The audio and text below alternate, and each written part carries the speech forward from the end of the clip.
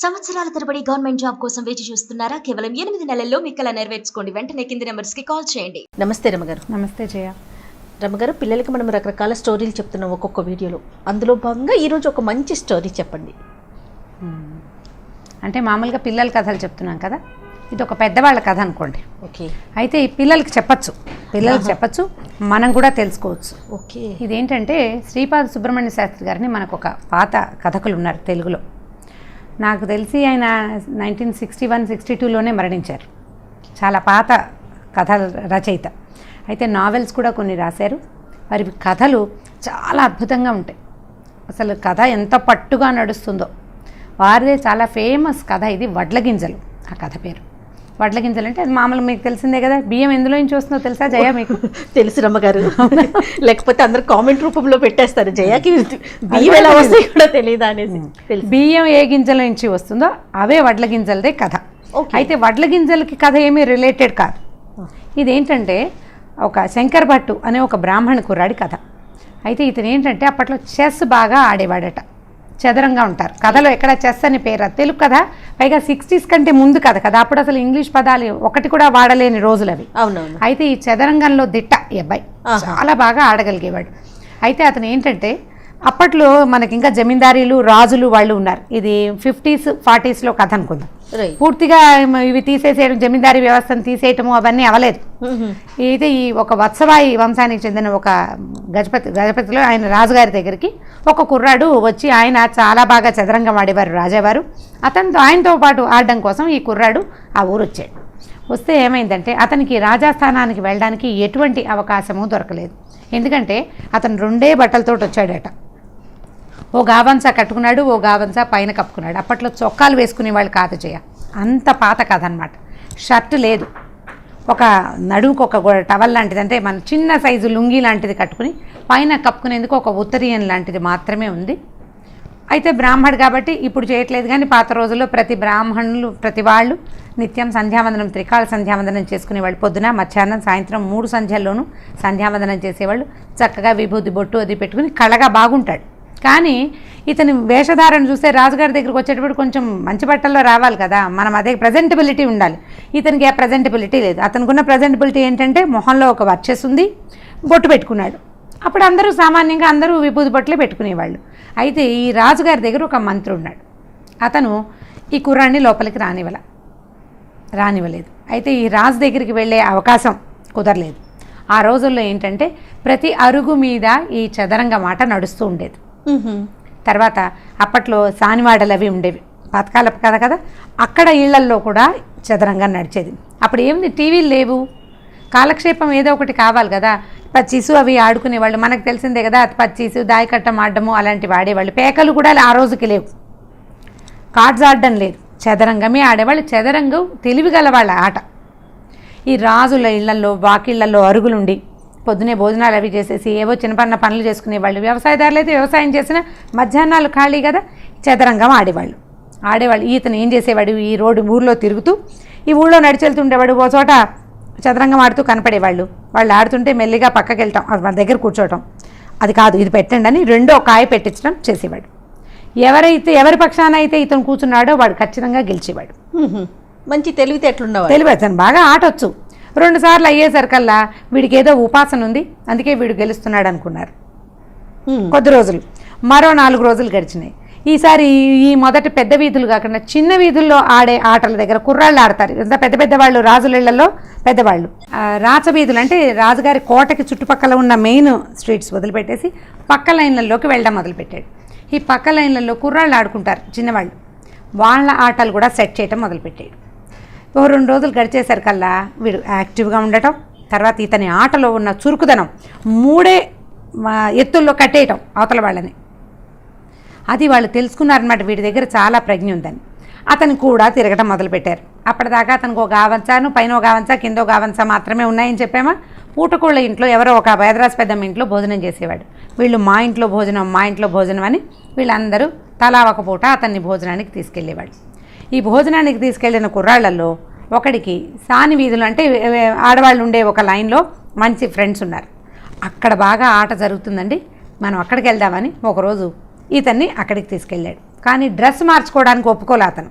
Okay. నాకు ఇదే భోజనం పెడుతున్నారు కానీ మీరు నేను దుస్తులు ఎలా మారుతాయి, నాకు అంత ఏం రాలేదని బట్టలు మార్చుకోవడానికి ఇష్టపడలా. ఆ వీధికి తీసుకెళ్ళాడు. వీధికి తీసుకెళ్తే ఆ వీధిలో ఉన్న ఒక అమ్మాయి దగ్గరికి రాజుగారి మేనల్లుడు, వాడు కూడా మంచి ప్రచండమైన ఆటగాడిగా పేరుంది అతను కూడా, అక్కడికి వెళ్ళారు. తీసుకెళ్ళేసరికల్లా ఆ కుర్రాడు వస్తాడు అక్కడికి. ఈ లోపల వీళ్ళు చదరంగం బల్ల సెట్ చేసుకున్నారు. ఆయన ఆటని ఆయన ప్రతిసారి ఆయన గెలిచేవాడు, ఈ అమ్మాయి ఓడిపోయేది. ఈ అమ్మాయి తలుపక్కన నుంచుని ఇతను ఆ అమ్మాయికి ఆట ఎలా కట్టాలో చెప్పాడు. 3 ఎత్తుల్లో రాజుగారి మేనల్లుడు ఓడిపోయాడు. ఆయన ఆశ్చర్యపోయాడు. ఎలా చేసావు నువ్వు, ఎప్పుడు నువ్వు ఓడిపోతావు, ఈసారి ఎలా గెలిచావంటే నాకు ఒక తాయెత్తు దొరికిందని చెప్తుందన్నమాట. ఇలా ప్రతి లైన్లో ఎక్కడెక్కడ చదరంగం ఆడతారో వాళ్ళందరినీ పట్టుకున్నాడు ఇతను. అయిన తర్వాత ఏం చేశారు, వీళ్ళు ఈ కుర్రాళ్ళల్లో కొంతమంది, మీరు మాతోటి చిన్న చిన్న వాళ్ళతో ఆడడం ఏంటండి, రాజావారు అద్భుతమైన ఆటగాడు చదరంగంలో, ఆయన కొట్టేవాడు లేడు ఈ పరగణాల్లో, కాబట్టి మీరు రాజుగారితో ఆడాలన్నారు. అప్పుడు ఇతను ఏం చెప్పాడంటే, నేను వెళ్ళాను, మంత్రి నాకు ప్రవేశం ఇవ్వలేదు, రాజు దగ్గరికి వచ్చేటప్పుడు మంచి బట్టల్లో రావాలి, ఏదైనా పట్టుకురావాలి రాజుగారికి బహుమతిగా ఇవ్వడానికి, ఓ పండో ఫలమో తేవాలి, ఇతని దగ్గర ఏమీ లేవు. దాంతో నేను ఏమి తీసుకురాకపోయేసరికల్లా ఇలా అన్నాడు. అదేమిటి, విద్య ఎవరి దగ్గర ఉంటే వాడు వెళ్ళాలి రాజు దగ్గరికి, వస్తువులు పట్టుకొచ్చేవాడు బట్టలతోటి వాడి విద్యని గణించడానికి వీల్లేదు కదా. వాడి తెలివితేటలు ఉంటే డబ్బులు కనపడతాయి బట్టల వల్ల, విద్య ఎలా కనపడుతుంది? విద్య కానీ విజ్ఞానం కానీ వ్యక్తుల్లో ఉంటాయి. అది వాడి మాటల వల్ల, వాడి జస్టిస్, వాడి ప్రవర్తన వల్ల బయటపడాల్సిందే కానీ పైన కనబడే వేషం వల్ల కానే కాదు. అందంగా అలంకరించుకుని చక్కగా హ్యాండ్సమ్గా కనపడే ఆడవాళ్ళకి కానీ మగవాళ్ళకి కానీ మీరు చదువు వచ్చని, బాగా మాట్లాడతారని, బాగా విద్య ఉందని మనం అనుకోలేం. అందరికీ ఎలా ఉంటుంది, నోరు ధర్మగానే తెలిసిపోతుంది వాళ్ళ సంగతి ఏంటో. ఇప్పుడు ఇతను మాట్లాడంగానే ఇతను వర్చేస్తూ తెలుస్తోంది, అండ్ మాట్లాడగలిగే అతను మాట్లాడే విధానాన్ని బట్టి తెలుసుకోవాలి మంత్రి, ఆయన తెలుసుకోలేకపోయాడు. అయితే ఈ కుర్రాళ్ళు ఏం చేశారంటే, మనం రాజు దగ్గరికి వెళ్ళడానికి సులువైన మార్గం ఉంది, ఈ మేనల్లుడు ఓడిపోయాడు కదా, అతన్ని పట్టుకుందామని అతని ద్వారా ఈ శంకర భట్టుని అక్కడికి ప్రవేశపెట్టారు రాజుగారి దగ్గరికి. సరే ఆట మొదలు పెట్టేసరికల్లా రాజుగారికి అర్థమైంది, ఎదురుగుండా ఉన్నవాడు చాలా టఫ్ ఆటగాడు, అంత సులువు కాదు. అయితే ఒక ఏనుగుని కదపటం అనే ఎత్తు దగ్గర ఆట ఆగిపోయింది. వాళ్ళు ఏం చేసేవాళ్ళంటే, ఎక్కడ ఆగిందో ఎంతసేపు ఆలోచించినా తర్వాత ఎత్తు కుదరలేదనుకో, ఇవాళకి రెస్ట్ అని అది కదపకుండా ఉంచుకునేవాళ్ళు. మళ్ళీ నెక్స్ట్ డే ఆడుకోవచ్చు, ఎందుకంటే మనలాగా చిన్న చిన్న కాయిన్స్ అవి కాదు కదా. రాజుగారు పెద్ద బల్ల, ఇవన్నీ దంతంతో చేసిన ఉండేవి, ఈ ముందుండే భటులు, తర్వాత ఉండే ఏనుగులు, గుర్రాలు, రాజు రాణి, రాజు మంత్రి ఉంటారు కదా, ఇవన్నీ కూడా దంతంతో చేసినవి పెద్ద పెద్దవి. ఇవాళ ఎలా వదిలిపెట్టారో అలాగే ఇప్పుడు మన దగ్గర చెస్ ఛాంపియన్షిప్కి అవుతాయి కదా, అవి కూడా తర్వాత ఎత్తు పేపర్లో రాసి పెట్టడాలు అవన్నీ ఉంటాయి. బోర్డ్స్ కదపరు. ఓకే. ఈ బోర్డు కదపకుండా శంకరప్ప ఇంటికి వెళ్ళిపోయాడు. రాజుగారు ఆలోచిస్తున్నారు. చీకటి పడిపోయింది. చీకటి పడ్డాక ఏ రాజుకు తట్టింది, ఏం ఆడచ్చు, ఒక గుర్రాన్ని ఇచ్చి ఒక సైన్యాధిపతిని పంపించాడు. ఉన్నట్టుండి ఈ తంగిరాల శంకరప్పని తీసుకురమని. ఓకే. అనేసరికల్లా ఏనుగు వస్తే వస్తాను, ఊరికే రానని చెప్పాడు నేను. శంకరప్ప గుర్రం మీద రాను, నేను ఏనుగు మీద వస్తానన్నాడు. వీడు వెళ్ళి వెనక్కి వెళ్ళి ఈ సైన్యాధ్యక్షుడు రాజుగారు ఇట్లా అన్నాడండి అనగానే అప్పుడు ఆయనకి స్ట్రైక్ ఐడియా ఆ ఆటలో గెలవాలంటే ఏనుగుని కదపాలి. ఈయన గుర్రాన్ని కదిపి ఆడదామనుకున్నాడు. గుర్రం కదిపితే ఓడిపోతాడు. గుర్రంతో రాలా శంకర భట్టు. దాంతో ఆయన వెంటనే ఏనుగుని పంపించి, ఆయనకు ఒక భద్రగజం ఉంటే ఆ గజాన్ని పంపించి ఇవన్నీ తీసుకెళ్ళాడు. నువ్వే గెలిచావు, నాకు ఎత్తు కుదరలేదు అని చెప్పి ఈయనకి అఖండమైన సన్మానం చేసి చాలా ప్రైజ్ చేశారు, చాలా విశేషమైన సన్మానం చేశారు.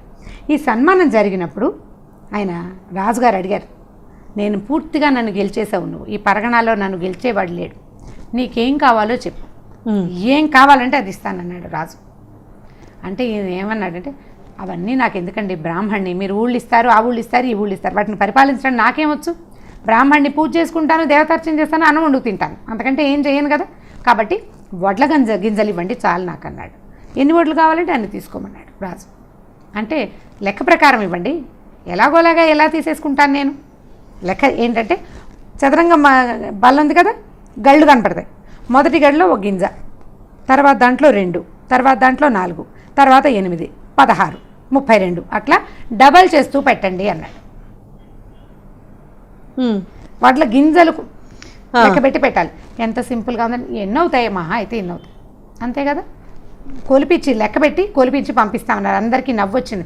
ఏమిటి పిచ్చి బ్రాహ్మడు, రాజుగారు ఒక ఊరు ఇస్తాడేమో, చక్కగా ఓ అగ్రహారమో 2 అగ్రహారాలు, ఆయన ఒకటి ఇవ్వాలనుకున్నాడు, 2 అడిగితే ఇచ్చేవాడు. వడ్ల గింజలు అడిగాడు. ఏమిట్రా వీడి తెలివి, వీడేదో అఖండమైన తెలివితేటలు ఉన్నవాడని అనుకున్నాం మనము.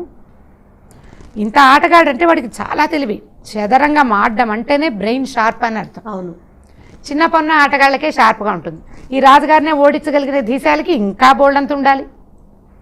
దాంతో అందరూ నవ్వుకున్నారు. చీకటి పడే వేళకి ఈ లెక్క పెట్టాలి కదా, మర్నాడు అనమాట లెక్క పెట్టేవాళ్ళు రాజుగారి దగ్గరికి వచ్చినప్పటికీ దిగాలుగా మొహాలు వేసుకుని ఉత్తరీయాలు భుజాల మీద ఉండాల్సిన ఉత్తరీయాలు నెత్తి మీద ఉన్నాయి వాళ్ళకి. ఏంటంటే, అయ్యా ఆయన అడిగింది కనుక ఇవ్వాలంటే మన రాజ్యం సరిపోదండి, ఇంకా 5-6 రాజ్యాలు కావాలి మనకి. ఎందుకంటే ఈ బల్లలో సగానికి వచ్చేసరికాలనే ఇది అయిపోతుంది. మన దగ్గర పడినే పట్ట మంట మొత్తం డబల్ అయిపోతాయి కదా. ఇప్పుడు 100-200 అవుతుంది, 200 300 కాదు, 200 400 అవుతుంది, 4 8 అవుతుంది, 8 16 అవగానే 16 తర్వాత వచ్చే అంకెలు ఎంత పెద్దవి, ఎంత పెద్దవి అవుతాయి. సగం నిండేసరికి ఈ సగం గళ్ళు అయ్యేసరికి అలానే మన రాజ్యంలో ఉన్న మొత్తం వడ్ల గింజలు అతనికి ఇచ్చేయాల్సి వస్తాం మనం. ఇంత లెక్క తేలుతుంది. ఆ అంకె వేయటానికి ఒక లైన్, ఒక పొడుగాటు టావు పేజీ చాలదట. అప్పట్లో ఏం చేసేవాళ్ళు, మన దగ్గర వాటిని పేపర్ టావులు అంటారు వాటిని, ఈ తెల్ల కాగితాలని. ఓకే, మా చిన్నప్పుడు కూడా టావ్ అనేవాళ్ళు. అసలు ఆ టావు పదమే ఇప్పుడు నేనే అంటున్నాను చాలా కాలం తర్వాత. ఆ మొత్తం పేజీ ఎంత రాసినా ఆ అంకెలు ఆ సున్నాలు పూడట్లేదన్నమాట అని చెప్పారు. చెప్పేసరికి అలా రాజుగారు ఇతను ఈ రకంగా కూడా తన తెలివి చూపించాడని మర్నాడు ఏం చేశారంటే, 2వ రోజు, మొదటి రోజు ముందు రోజు సాయంకాలం ఏనుగుని పంపించారు, మర్నాడు సన్మానం చేశారు. 3వ రోజు పొద్దున అతన్ని తీసుకొచ్చి తనతో పాటు ఈ రాజసింహాసనం మీద కూర్చోబెట్టి ఆయన లేచి ఈయన పాదాలు పట్టుకున్నాడు రాజు. ఇది చాలా సామాన్యమైన తెలివి కాదు, నేను చాలా అద్భుతమైన తెలివితేటలు. ఈ రాజ్యం నీది, నువ్వు కూర్చో అంటేనే నీ పక్కన కూర్చుంటా, అబ్బాయి ఇది నాకు ఇచ్చేయమంటే నేను వెళ్ళిపోతాను. ఓకే, అప్పుడు ఈయన ఏమన్నాడంటే, నా సంగతి ఏమిటో మీకు తెలియజేయడం కోసమే, ఈ ఊళ్ళో వాళ్ళకి తెలియజేయడం కోసమే నేను చెప్పాను, కానీ రాజ్యం తీసుకుని నేనేం చేస్తాను ప్రభు, మమ్మల్ని పాలించగలిగిన వాళ్ళు మీరే. ఇతనికి తెలివితో పాటు వినయం కూడా ఉంది. అప్పుడు ఈ రాజుగారిని సింహాసనం మీద కూర్చోబెట్టి, మీతో పాటు ఆడేందుకు, జీవితం అంతా మీ దగ్గర ఆడేందుకు అవకాశం ఇవ్వండి నాకు అని చెప్పి ఒప్పుకున్నాడు అనమాట. సో ఈ వడ్ల గింజల కథ, ఇప్పుడు ఈ కథ రాసిన శ్రీపాద సుబ్రహ్మణ్య శాస్త్రి గారు, ఇది విన్నారో చూసారో మనకైతే తెలియదు. ఇది 50లలో రాయబడిన కథ. ఇలాంటి కథల్ని పిల్లలకి చెప్పచ్చు. ఇది మంచి తెలివితేటలు ఉన్న కథ కదా. ఇప్పుడు మనం పజిల్స్ అవి చెప్తాం పిల్లలకి, క్వశ్చన్స్ వేస్తాం, రకరకాల పజిల్స్. 10-12 ఏళ్ల పిల్లలకి ఇలాంటి స్టోరీ చెప్పచ్చు. వాళ్ళు కూడా లెక్క పెట్టడానికి ట్రై చేస్తారు, మెదడుకి పదును పెడతారు.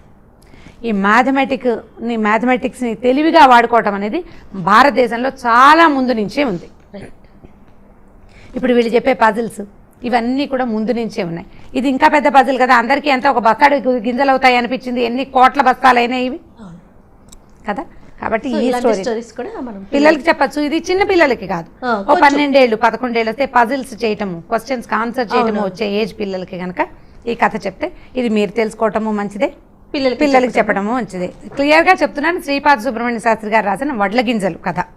ఇది తెలుగు మామూలు ఇలా నేను మాట్లాడుతున్న తెలుగులో ఉండదు, కొద్దిగా పాతకాలపు భాష, పూర్తి గ్రాంధికం కాదు, పాతకాలపు బ్రాహ్మణ భాష. అర్థమైన వాళ్ళు, తెలుగు వచ్చిన వాళ్ళు, చాలా మందికి తెలుగు రాకపోవచ్చు, వచ్చిన వాళ్ళు చక్కగా చదువుకుంటే అలాంటి కథలు చాలా ఉన్నాయి. సుబ్రహ్మణ్య శాస్త్రి గారు నాకు ఫేవరెట్ రైటర్స్లో ఆయన ఒకరు. మనము రాబో వీడియోలో సుబ్రహ్మణ్య శాస్త్రి గారి స్టోరీస్ కథలు ఇంకేమైనా 1-2 మనం చెప్పుకోవచ్చు. ఇది పిల్లలకి చెప్పడానికి యూజ్ అవుతుంది. రైట్ రమ్మగారు, థ్యాంక్ యూ సో మచ్ రమ్మగారు. ఓకే జయ. ఈ వీడియో కనుక మీకు నచ్చినట్లయితే లైక్ చేయండి, షేర్ చేయండి. మరిన్ని వీడియోస్ కోసం మా ఛానల్ని సబ్స్క్రైబ్ చేసుకోండి.